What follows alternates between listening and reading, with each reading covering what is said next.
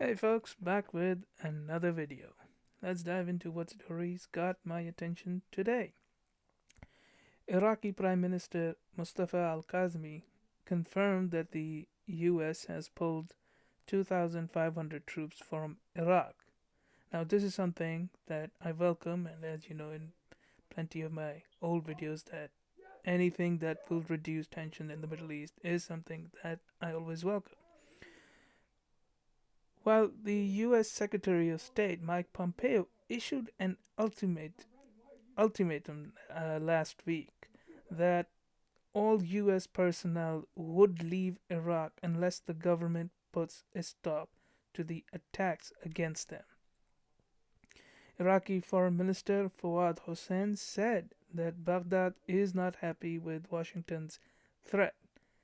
Now, personally, I think that Iraq and Middle East needs to step up to their responsibility without relying on the US, and the West needs to push these governments to take their responsibility. It is not the responsibility of the West to run the affairs of any of these countries in the Middle East, or for that matter, any other country.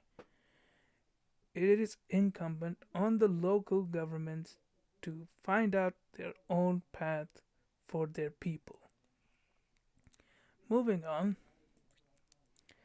the fight between Armenia and Azerbaijan continues, and while most of the strikes and attacks have centered around the Nagorno Karabakh region, there is an increase of uh, conflicts beyond the region. For example, there has been an artillery reported to have hit two major cities like Ganja and Mingachever, which are about 100 kilometers away from the enclave where the two countries are fighting. Now, this is a dangerous trajectory, and if the two sides are not brought to the table, then this will spread into the broader region, and I shudder to imagine what that could be like. Now, moving from one active conflict to another active conflict, Yemen.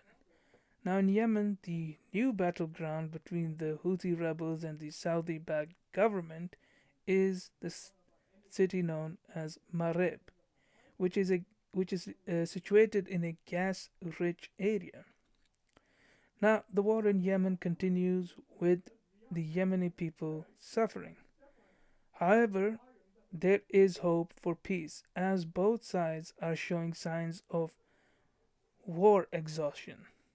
Now, there have been indirect talks between both sides since last year.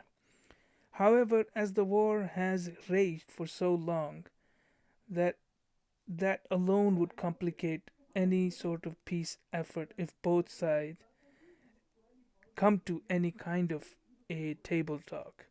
And of course, both sides' prime aim would be to save face if they go for any peace.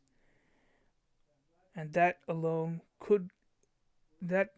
may be the main reason, in my opinion, is the reason why they have not come to an agreement, is because they can't seem to save face.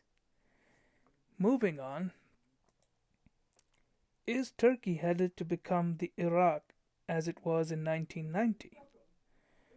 Now, currently, Turkey's economy shows signs of collapsing, something I have covered in the past.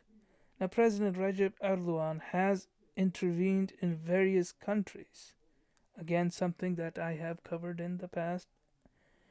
However, his weakness lies in the fact that plenty of his actions have led to a blowback from economic to international politics. Now, the West is, from what I see, most likely trying to play the game of let Erdogan make mistakes and burn out his support and credibility. We'll just see what happens. I will be keeping an eye on this Erdogan situation.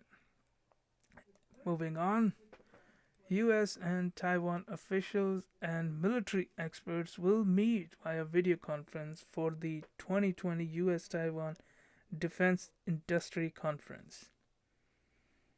Now, this is another move by the two countries to show that both the countries are getting closer.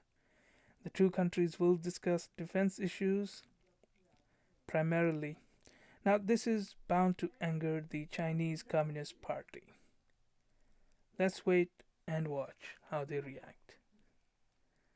Now, that's it for this video. If you liked the video, then hit that like button and hit that subscribe button for future updates. Write in the comments your thoughts and criticisms and anything I might have missed. And I will see you in the next video.